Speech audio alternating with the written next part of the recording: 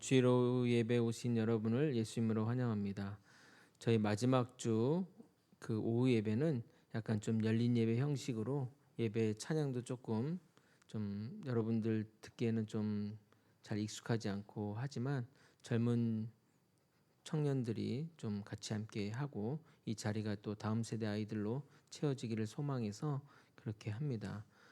이번 주는 제가 말씀을 전하지만 다음 달 네 번째 주는 좀 다양한 또 좋으신 분을 모셔서 그렇게 함께 말씀을 나누고 또 우리의 어떤 시야들이나 시각들 또 우리 생각들을 조금 더 확대해 나가도록 하겠습니다. 오늘 함께 읽을 하나님 말씀 로마서 12장 2절 말씀입니다.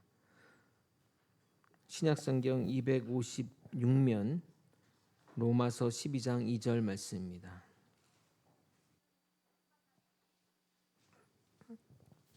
짧은 한 문장이라 한 절이라 함께 합독하시겠습니다. 함께 읽겠습니다. 시작. 너희는 이 세대를 본받지 말고 오직 마음을 새롭게 함으로 변화를 받아 하나님의 선하시고 기뻐하시고 온전한 뜻이 무엇인지 분별하도록 하라. 아멘. 모든 사람은 세상을 바라보는 관점이 있습니다. 이것을 우리는 세계관이라고 합니다. 이 세계관이란 단어는 독일의 철학자 엠마누엘 칸트에 의해서 처음 사용되었는데 이제는 보편화된 용어가 되었습니다. 이 세계관은 삶의 경험을 통해 또 교육을 통해 또는 자신이 읽은 책이나 매체를 통해 체득하게 됩니다. 그래서 어떤 사물이나 현상 또는 사람을 볼 때 떠오르는 관념이 있는데 그것이 바로 세계관인 것입니다. 그러나 모든 사람의 삶의 경험과 궤적이 다르기에 정말 다양한 세계관이 존재합니다. 어떤 이들은 사람의 세계관은 지문과 같아서 같은 것이 존재할 수 없다고 말합니다. 그래서 우리가 누구를 만나도 나와 똑같은 사람을 만나기라는 거의 불가능에 가깝습니다. 혹시 만난 사람 중에 똑같다, 어떻게 내 생각하는 거와 똑같냐 이렇게 하는 분이 있습니까? 아마 없을 겁니다. 물론 어느 정도는 비슷한 관점을 가지고 있습니다. 그래서 사람들은 그 비슷한 관점을 공유하고자 성격 테스트, MBTI 검사를 통해 동질한 성향을 찾고자 하는 겁니다. 그러나 그 분류를 따라서 그런 사람들을 만나볼지라도 자신과 똑같은 생각과 가치관을 가진 사람을 만나기란 거의 불가능합니다.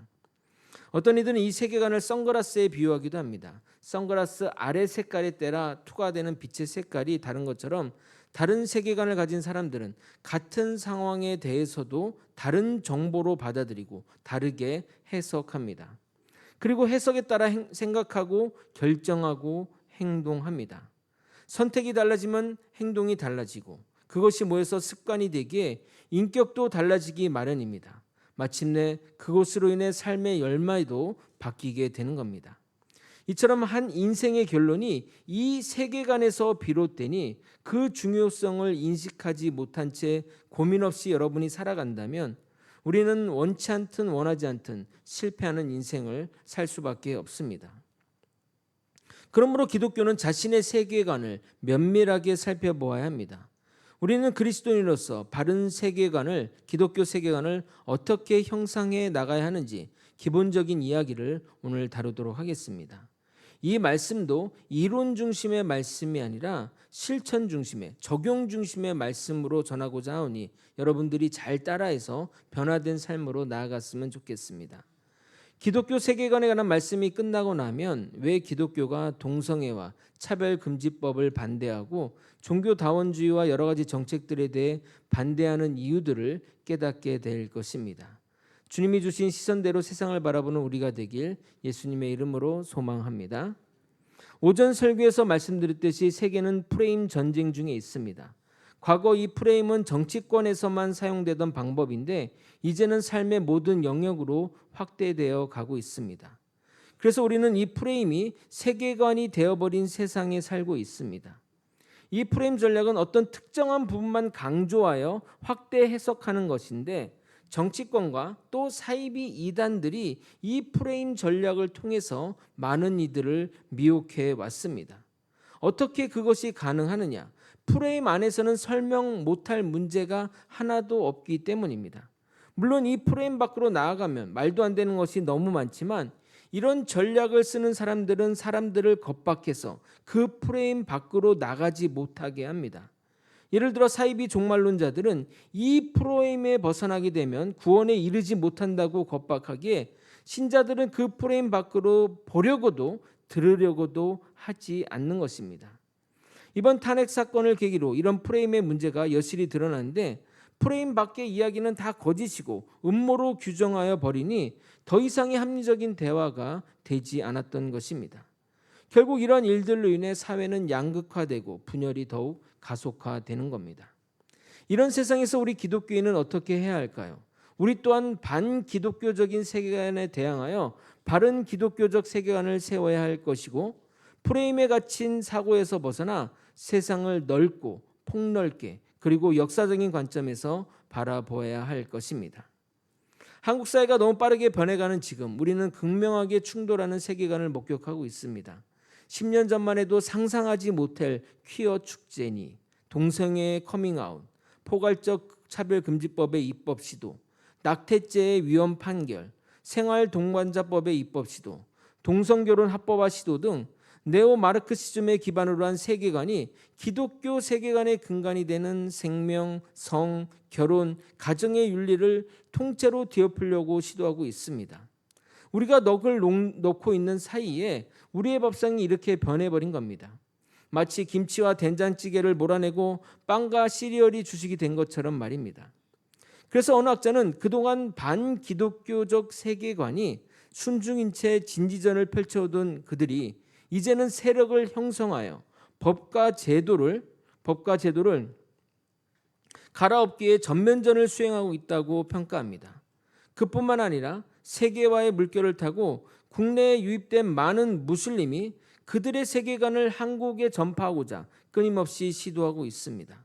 거기다가 자유주의, 상대주의, 종교다원주의, 그리고 포스트 모더니즘 등 하나님을 대적하는 이런 높아진 이념들이 도처에 우리의 눈과 귀를 유혹하고 있습니다. 만약 우리가 이런 현실에 넋놓고 있다 보면 하나님의 말씀대로 우리의 운명은 멸망하게 될 것입니다. 호세아 4장 6절은 이렇게 말합니다. 이 내 백성이 지식이 없으므로 망하는도다. 내가 지식을 버렸으니 나도 너를 버려 내 재상이 되지 못할게 할 것이요. 내가 내 하나님 율법을 잊었으니 나도 내 자녀들을 잊어버리라. 기독교 영성가이자 작가인 C.S. 루이스는 기독교인들이 양보에 관한 불필요한 강박관념을 느끼고 있으며 실제로도 지나치게 양보한다면서 예수 그리스도에게 진실하고자 한다면 기독교인의 색깔을 드러내야 한다고 말합니다. 맞습니다. 그리스도인의 정신과 마음을 지키기 위해서 전투에서는 중립이 있을 수 없습니다. 거듭난 그리스도인이라면 기독교와 교회를 공격하는 세상에 대해 자신의 믿음을 변호하고 반박할 수 있어야 합니다.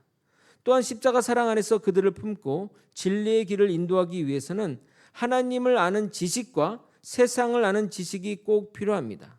성경은 우리에게 세상의 가르침, 그 이론의 실체가 무엇인지 이렇게 말씀하고 있습니다. 골로새서 2장 8절입니다. 누가 철학과 헛된 속임수로 너희를 사로잡을까 주의하라.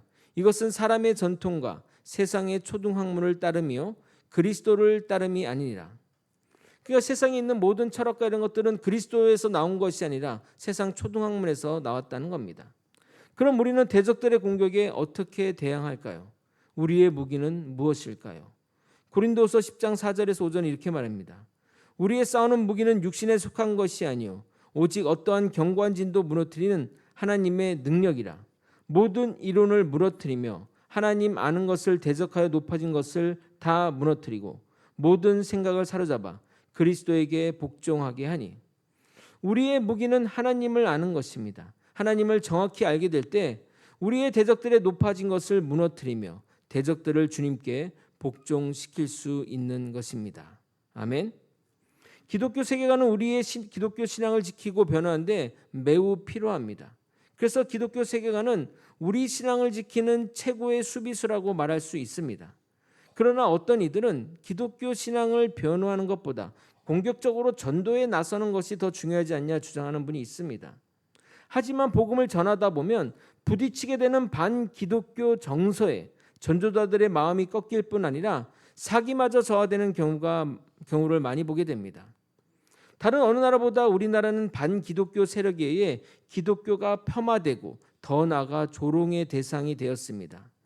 여러분도 이제는 그만 듣고 싶으실 개독교가 기독교의 고착화된 이미지가 되어버렸습니다. 그러므로 제대로 된 공격에 앞서 기독교에 대한 변호가 우선되어야 할 것입니다.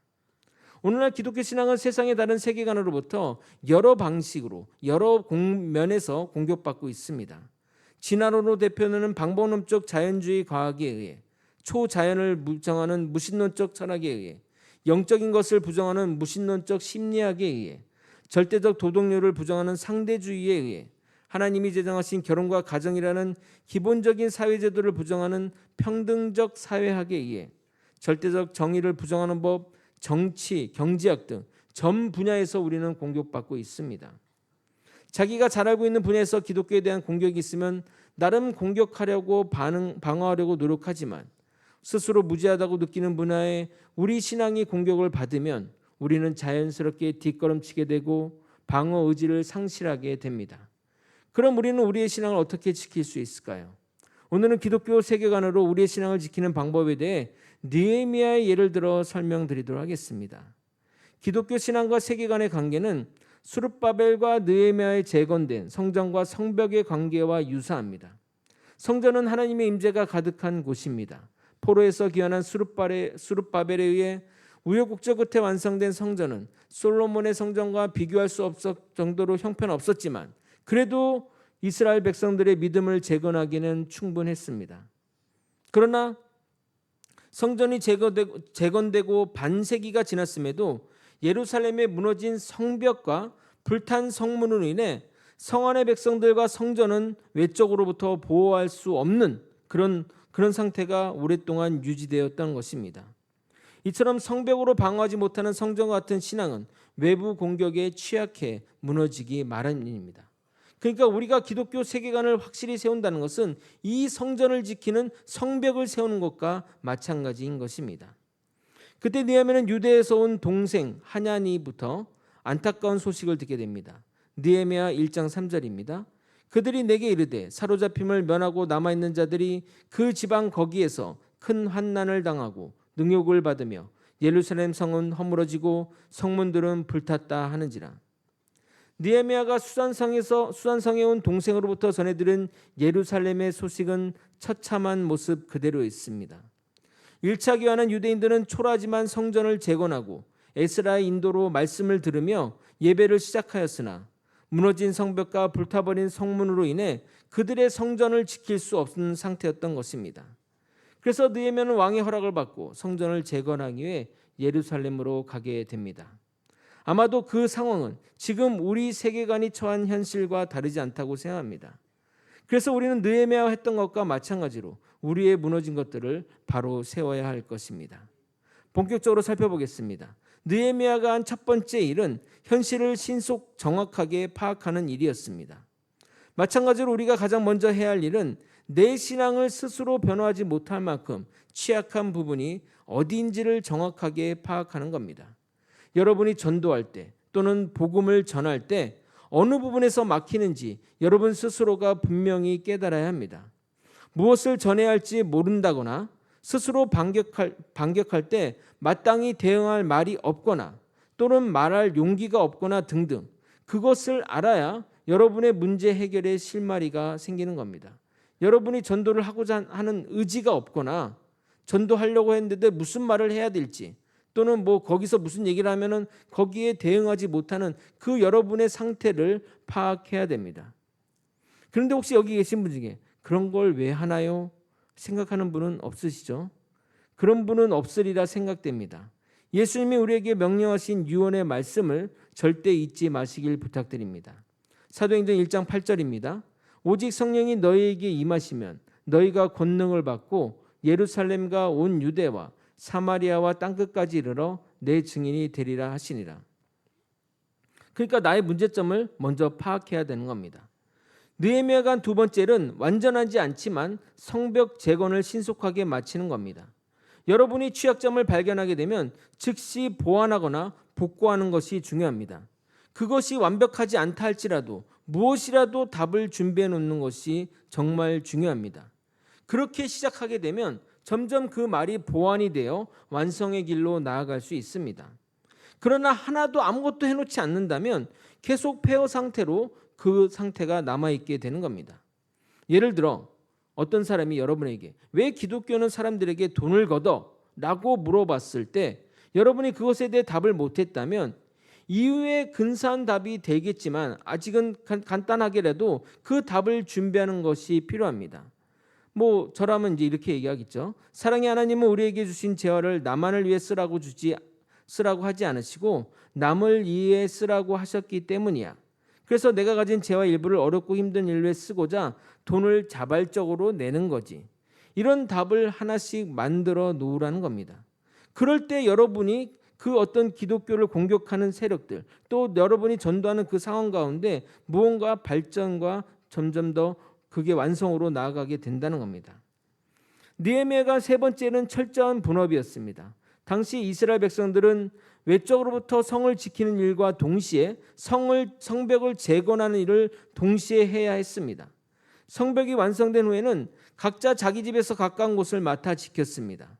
이는 각 분야의 전문가들이 자신의 분야에서 세속 세계관의 거짓을 분별하고 믿음의 공동체의 그 지식과 믿음을 전파함으로써 서로 보완하고 균형 있게 세계관을 유지해갈 수 있습니다.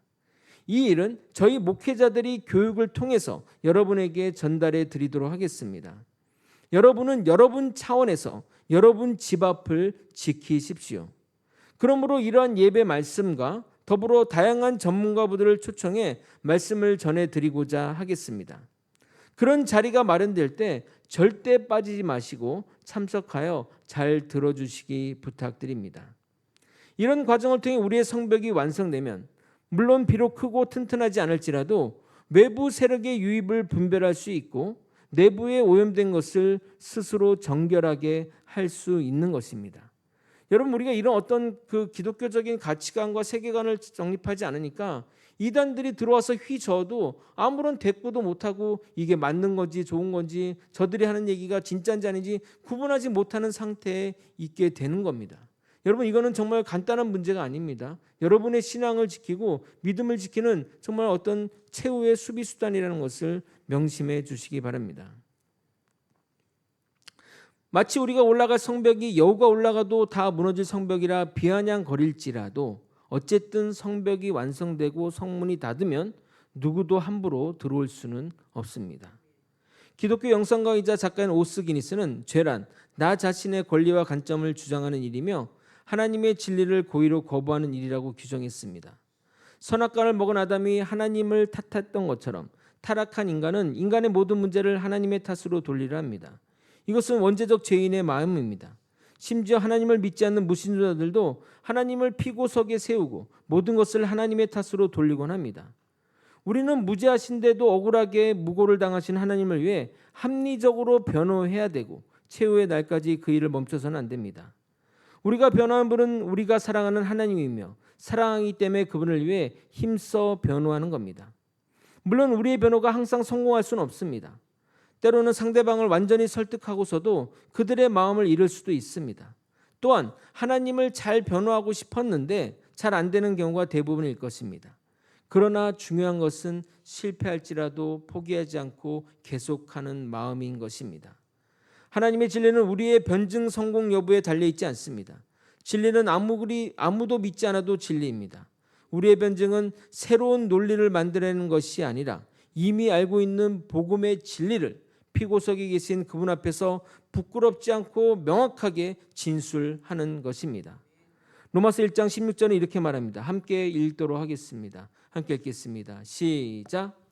내가 복음을 부끄러워하지 아니하노니 이 복음은 모든 믿는 자에게 구원을 주시는 하나님의 능력이 됨이라. 먼저는 유대인에게요 그리고 헬라인에게로다. 사랑하는 주님을 위해 부끄러워하지 않고 당당하게 주님을 선포하는 우리가 되길 예수님의 이름으로 소망합니다. 말씀을 정의하겠습니다. 우리 신앙생활 가운데 가장 중요한 것은 바른 기독교적인 세계관을 형성하는 것입니다. 잘못된 세계관을 세우거나 기독교 세계관 자체가 여러분이 없다면 잘못된 길로 가는 것뿐만 아니라 변해가는 세상에서 중심을 잃고 표류하게 될 것입니다. 우리는 우리의 신앙을 위해 그리고 사랑하는 하나님을 위해 바른 기독교적 세계관을 갖춰야 합니다. 그러기 위해서는 여러분 자신의 세계관에 대해 바른 진단을 해야 되고 그리고 내가 부족한 부분을 알아야 하며 부족하더라도 세계관을 세우려고 노력해야 할 것입니다. 그럴 때 우리는 급변하는 세상에서 우리를 위협하는 견고한 진과 이론에서 승리할 수 있습니다. 우리 모두 바른 기독교 세계관으로 대적과 세상을 이기는 승리자가 되길 예수 그리스도 이름으로 축원드립니다. 찬양하고 기도의 자리로 나가도록 하겠습니다. 1절 3절만 찬양하시겠습니다.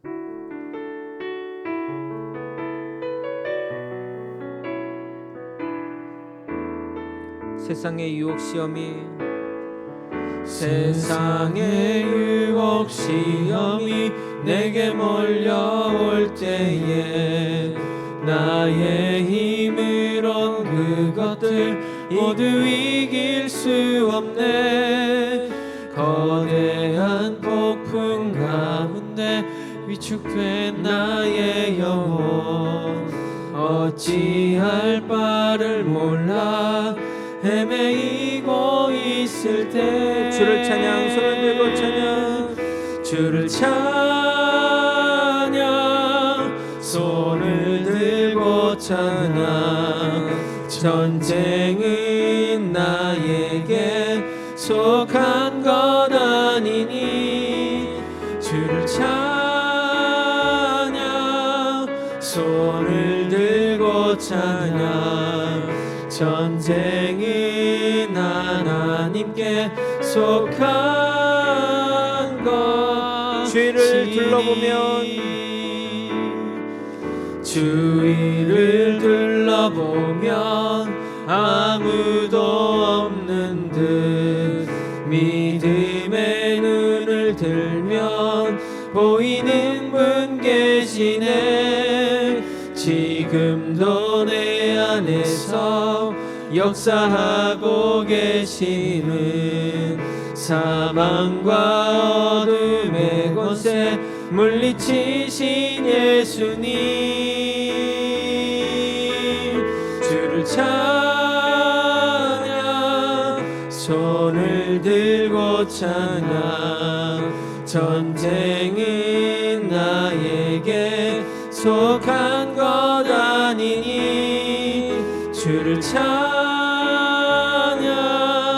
손을 들고 찬양 전쟁은 하나님께 속한 것이니.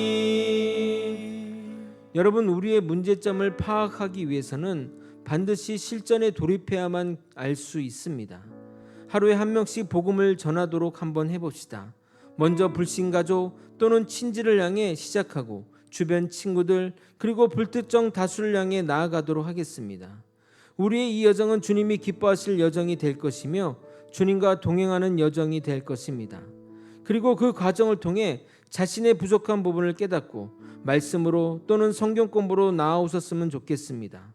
이제 주님의 이름 부르짖고 변화된 삶으로 나아가는 저와 여러분이 되길 소망하며 통성으로 기도하시겠습니다. 주님의 이름 한번 부르겠습니다. 주여 아버지여, 우리가 바른 기독교 세계관을 가지고 있는지, 우리가 정말 바르게 정립되어 있는지, 우리의 신앙과 복음의 기준은 어떤 것인지 우리가 그것을 잘 깨닫게 하기 위해서는 아버지 그것을 복음을 전파하는 것에서 아버지 비롯됨을 깨닫게 도와주옵소서. 아버지 그래서 우리 가족들에게 우리 주변 사람들에게 아버지 내게 필요한 사람들에게 또한 불특정 다수에게 복음을 전함으로써 내가 부족한 부분이 무엇이고 내가 고쳐야 할 부분이 무엇인지 깨닫는 시간을 허락하여 주시옵소서. 아버지 이것은 나의 신앙을 지키는 일이며 내 사랑하는 하나님을 변호하는 길입니다. 아버지 세상은 우리의 신앙을 빼앗아가려고 하고 우리가 가지고 있는 기준과 모든 것들을 무너뜨리려 하고 아버지 우리를 자꾸 미혹하여 잘못된 길로 이단의 길로 악한 길로 가게 만들려고 하고 있습니다. 아버지 그러나 우리는 그동안 너무나 넋을 놓고 있었습니다. 아무런 준비도 하지 않고 있었습니다. 아무런 노력도 하지 않았습니다. 그래서 정말 잘못된 것을 알고 있음에도 그것을 모른 채 그냥 그냥 잘못된 신앙으로 살아가는 아버지 우리들의 모습을 보게 하소서. 아버지여, 아버지 우리의 모든 잘못된 부분을 깨닫게 도와주옵소서. 우리의 신앙에 다시 한번 재정립할 수 있게 도와주옵시고, 우리가 믿고 있는 것, 우리가 확고히 다짐하고 있는 것들을 다시 한번 깨닫는 시간이 되게 도와주옵소서. 아버지여, 믿음은 들음에서 난 줄 믿습니다. 그러나 아버지, 듣는 것을 제대로 들었는지 확인하기 위해서는 내가 아버지 들은 말씀을 내뱉음으로써 아버지 내가 정말 제대로 들은 것을 확인할 수 있습니다. 아버지, 내가 아는 그 말씀, 내가 아는 복음, 내가 알고 있는 기독교 세계관을 내어놓음으로써 하나님과 일치하며 하나님께 더욱더 나아가는 우리가 될 수 있도록 도와주시옵소서. 아버지, 세상은 점점 더 우리를 미혹하고 있습니다. 세상은 점점 더 우리를 헛된 곳으로 이끌어가고 있습니다. 기준도 없고 불기준도 없고 아버지 그런 상황 가운데 있사오니 우리를 붙들어 주시고 인도하여 주시옵소서. 매일매일 실천을 통해 하나님께 나아가기 원합니다. 매일매일 주님께 나아가기 원합니다. 주님 붙들어 주시고 인도하여 주시옵소서. 하나님 아버지, 나의 문제점을 파악하기 위해서는 아버지 내가 알고 있는 것을 내어놓음으로써 깨닫게 될 줄 믿습니다. 아버지, 부족하나마 내 이 사랑하는 주님을 위해 또 내가 알고 있는 이 복음을 가지고 나의 사랑하는 사람, 내 주변 사람들, 아직 불신에 있는 사람들에게 전파하는 노력을 할 수 있도록 도와주시옵소서. 아버지, 이것은 영혼을 구한 일이며 내 믿음을 확고히 세우는 일이며 내 사랑하는 하나님을 변호하는 일입니다. 이 목적을 위해, 이 일을 위해 최선을 다하는 우리 거제 소망교회 성도들이 다 될 수 있도록 이끌어 주시옵소서. 우리 모두 합력하여 선을 이루게 하여 주시옵소서. 이 모든 것 우리 주 대신 예수 그리스도 이름으로 기도드리옵나이다. 아멘. 이제는 우리 구주 예수 그리스도의 은혜와 우리 하나님 아버지의 크신 사랑과 성령 하나님의 감동감화 교통 역사하시는 귀한 은총이 하나님의 시선으로 우리의 시선을 고정하고 사랑하는 주님을 세상에 널리 전파하고자 애쓰는 성도님 머리 위에, 거제 소망교회 위에, 그리고 성도님 가정 위에 이제로부터 영원히 함께 있을지어다. 아멘.